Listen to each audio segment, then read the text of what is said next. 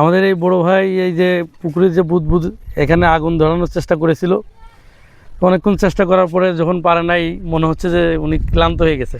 আসলে ওনার কাছে শুনতে যাচ্ছি যে আসলে ঘটনা কি। ক্লান্ত না ভাই, এই যে এইখানে বাতাস দিচ্ছে তো খুব, আমি দিয়াশলাই ধরাইতে পারতেছি না, তাও দুই একবার ট্রাই করছি, আপনার বাতাসে নিভে গেছে।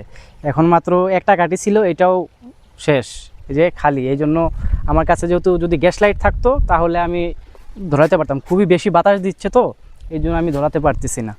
এখন আশেপাশে কোনো দোকানও নাই যে একটা গ্যাস লাইট বা ম্যাচ কিনবো, যদি ম্যাচ থাকতো তাহলে আপনাকে দেখাইতে পারতাম। তো তাহলে আন্তরিকভাবে দুঃখিত, আমি আসলে দেখাতে পারতেছি না। আর আশেপাশে কোনো লোকও নাই যে কারো কাছ থেকে ম্যাচ নিয়ে বা আপনাকে দেখাবো। বুঝতে পেরেছি ভাই, আমি হতাশ হচ্ছি না, যে আপনার সর্বোচ্চ চেষ্টা ছিল। জি জি, যাই হোক, এটা এক প্রকার ব্যাড লাক হিসেবেই বলবো। যাক, আমি হতাশ নই। অনেক বৃষ্টি দিছে, বৃষ্টির দিন তো এই জন্য আবহাওয়া একটু খারাপ। আপনি যখন রোদ থাকে তখন আসলে আপনি ম্যাচ মারার সাথে এটা জ্বলে উঠে আর কি। শুক্রিয়া ভাই, শুক্রিয়া। আচ্ছা ঠিক আছে, সমস্যা নাই, চলেন দেখি আর কি দেখা যায়, আপনাকে আরও কিছু দেখাইতে পারি কিনা, আসেন। জি।